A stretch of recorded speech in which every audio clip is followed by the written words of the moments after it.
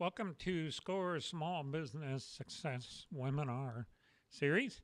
This particular webinar is on small business growth. You may have a business that's doing just fine and you've been meeting your goals and objectives for the last couple of years and you're looking to take it to the next level. This webinar will give you an orientation to doing just that and designed to provide preparation for some of our other workshops and our Simple Steps series. We're here to prepare you for the adventure and fulfillment of this growth process, or we're here to scare you and give you some reality of the risks for the growth process. So here we go, small business growth orientation. Quick background on myself. I was born in 1946. Launched the baby boomers, 1946 to 64. Grew up a champion. I was a national roller skating champion in 1964. The only reason I bring that up is I like to have people pause, take out a piece of paper, and write down 5 characteristics of a champion. A champion in anything, and most importantly, a leader in business. So if you want to do that, take some time to do that. Do that at your leisure. Launched a retail career in my earlier days. Launched a consulting business, helped shape the telecommunication industry back in the 70s and 80s. Was VP of marketing for 15 years for NEC Corporation, a global electronics company. I hit up North America, South America, and Canada. Had a consulting business working with large telecommunications companies, and then moved into about a 6-year career in the food service business with Casanos. Have done some teaching at college level, marketing, history of advertising, and so forth. And then the last 6 years have been involved with dealing with small businesses through Dayton SCORE. So that's a little background on me. Success begins at your current situation. And years ago, we used to have several benchmarks for success. Today, there's really no stability and there's really no maturity in business. You're either in a startup situation, 0 to 18 months, or you're in a growth mode, or by default, you're in a defensive recovery mode. So you're either helping to shape the marketplace and growing, or by default you're being shaped and need to stabilize the business and recover. This particular webinar is designed to talk about growth and expansion. Small business success has an impact on America, and you can see from some of the statistics here. I am very pro small business, and I wish the government would invest more in small business. That's why I work with small business. I think they have a lot to do with the success of America. And they really are key to the future. So I'm proud to be working with small businesses, and hopefully this little webinar will help you get your arms around your business and take it to the next level. Small business success factors. A business today, its ability to grow is impacted really by external forces. And there are 6 of those: society, how the consumer evolves, events and news, economy, the marketplace and competition, government policy of all kinds, standards, and technology. And it's important when you're building a growth plan that you identify 2 or 3 of these outside impact elements and develop some contingency plans. The business is also impacted by internal factors, and we basically break the business down into what we call business performance or front office challenges, things that impact the market and the customer, or business operation challenges, back office, bottom line. These are challenges that impact the business internally. So part of the growth planning process is to identify our success factors and the potential things that can impact our ability to grow and plan around those. The growth process is really very simple. Step one is discovery. It's really kind of a two-step process. We do a little discovery on yourself and what your business DNA is, and then we do a discovery worksheet on your business. Then we move into assessment, where we identify challenges and begin to break down the elements of the business. And then we move on to planning and budgeting and forecasting, and then we implement, manage, and measure, and then we replicate the process in the next planning cycle. So here are several benefits of having a process and having a plan. As you can see, we're not going to go over all of them, but there are several. Prevents mistakes, keeps you organized, and most importantly, identifies a process that's easily replicatable. Let's talk about discovery first. There's really two elements to discovery. The first is what we call leadership DNA. And if you download the forms package, you'll see a leadership DNA form in there. And we always like to start there.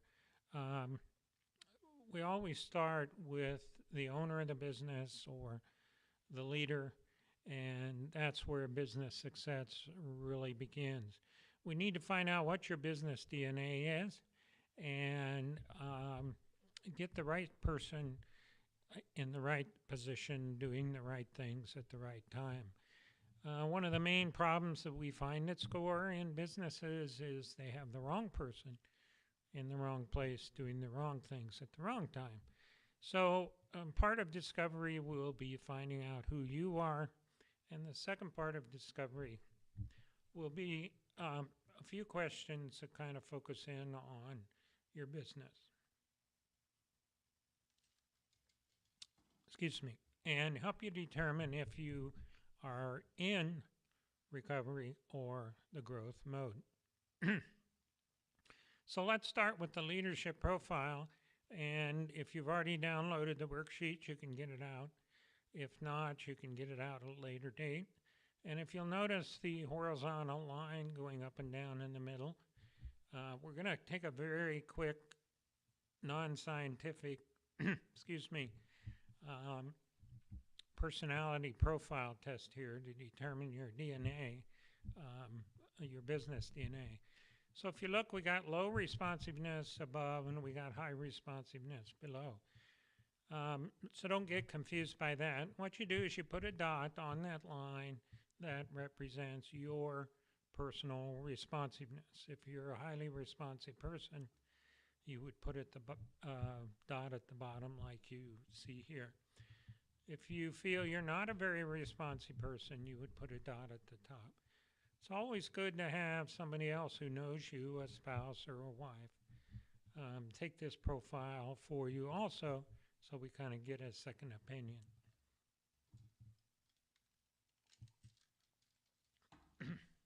Now let's go to the horizontal line, and you see here we're kind of measuring assertiveness.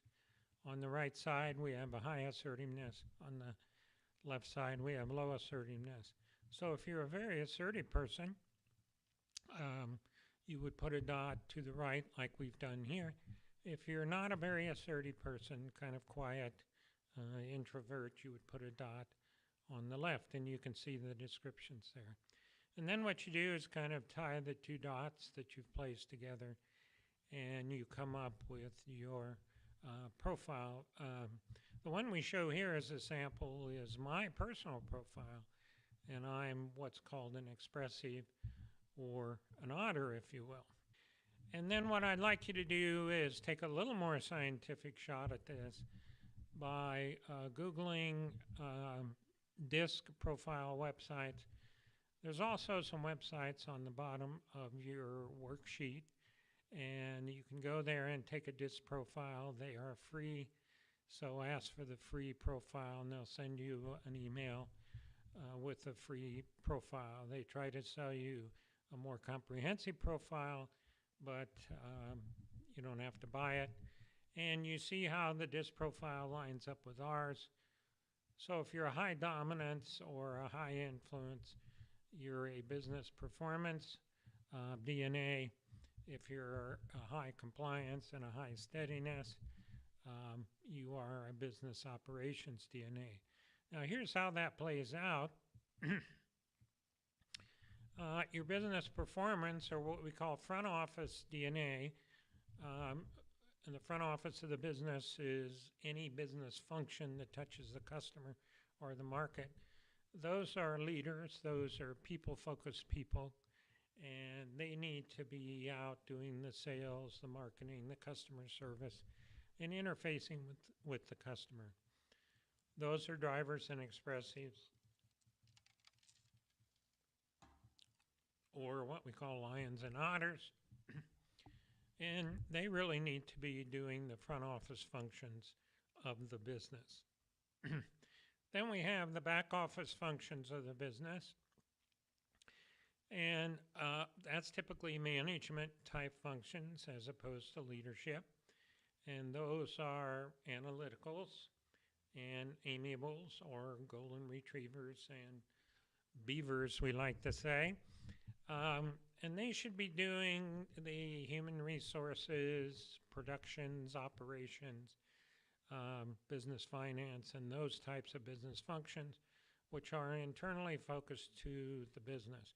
So again, the key here and the bottom line for all this is to determine what your business DNA is and put the right people in the right place at the right times. And an analogy for that would be the bicycle principle.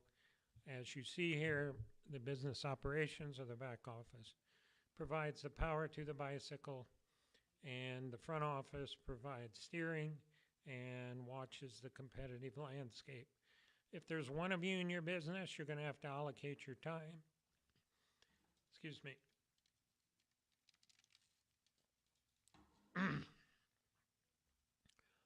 And set priorities. If your team, you need to hire folks that can provide a good balance for you.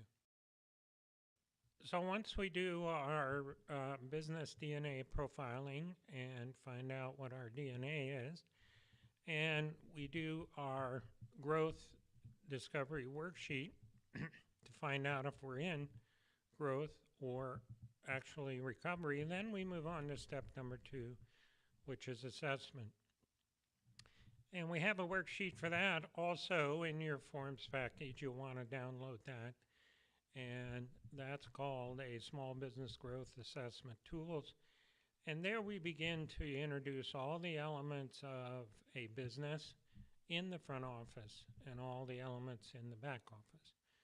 And we begin to uncover the business plan model. And the key here is to go down through this form and place a priority, one for problems that may preclude us from growing the business, competitive needs that we need to put in place to help us grow the business, and opportunities we need to identify that can speed the growth process or make the growth process faster. So assessment becomes the second step, and if you need further help on the assessment worksheet, just call the SCORE office and ask for me, and we can set up an appointment and talk about it.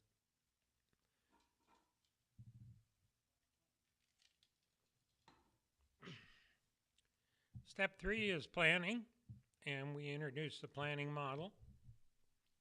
And you can see at the bottom of the page that planning is no longer a singular obligatory event. It's an ongoing collaborative, accumulative process based on a situational planning cycle. And what that means is that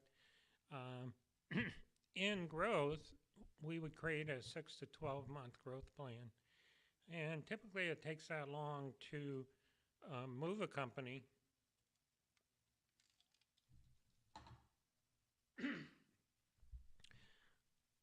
into growth, because growth typically requires an allocation of resources.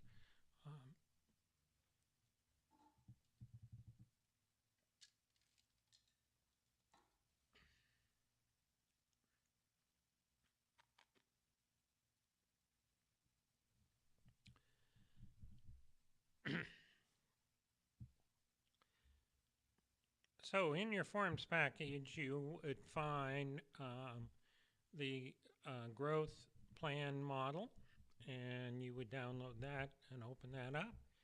And you would transition the elements that you identified in your assessment tool, and you would move them over to the planning model.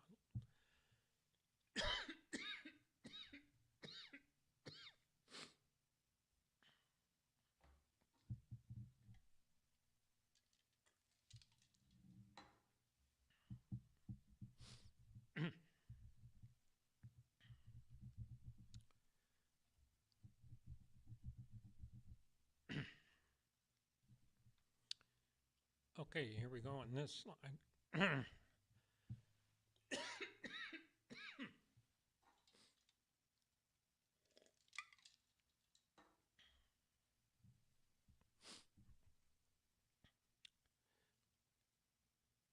The planning model we use, Step 3 planning, is a new contemporary type model that's kind of an evolution of previous planning models. You can see here on the right that in the 40s, the old push-pull strategies were used in market planning and the 4Ps.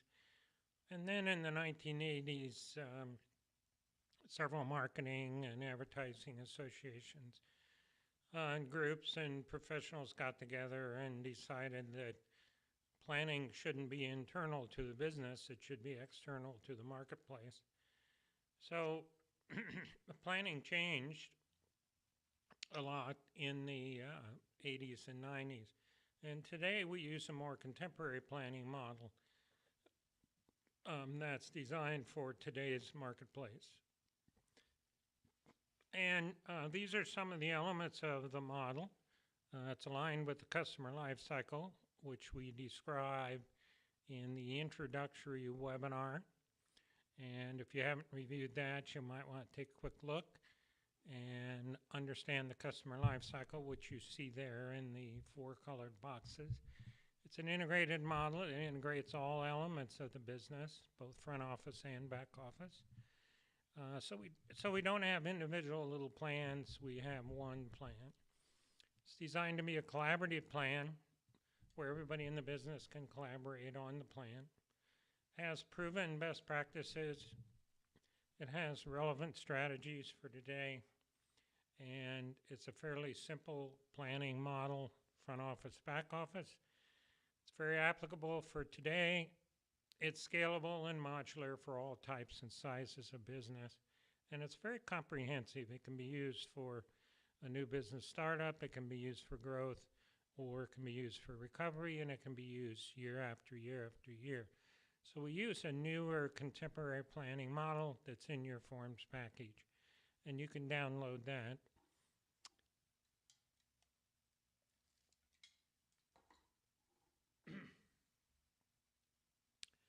The planning model is called BusinessWorks. That's a SCORE brand that we use here at Dayton SCORE. And the front office is called PerformanceWorks, and that's, you can see the departments and the types of business functions that are a part of the PerformanceWorks piece of the plan.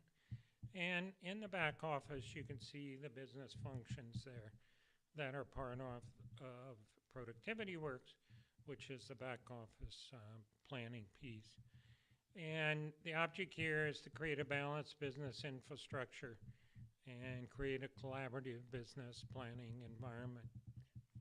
Let's break that down a little bit. Scalable planning model parts, executive overview. Of course, we'll have a title page, your legal business name with your mission statement and your status. And you can see all that on the model itself. What's your primary offering? What's the scope of the plan, the duration of the plan, the purpose, and the plan structure. Once you get done with the executive overview, which is a short piece in the plan, then we move to the front office, what we call business performance. And there are 6 basic sections to that. 1 is leadership strategies. 2 is situation analysis, which we used to call the SWOT analysis. Section 3 gets into what we call positioning strategies or segmentation.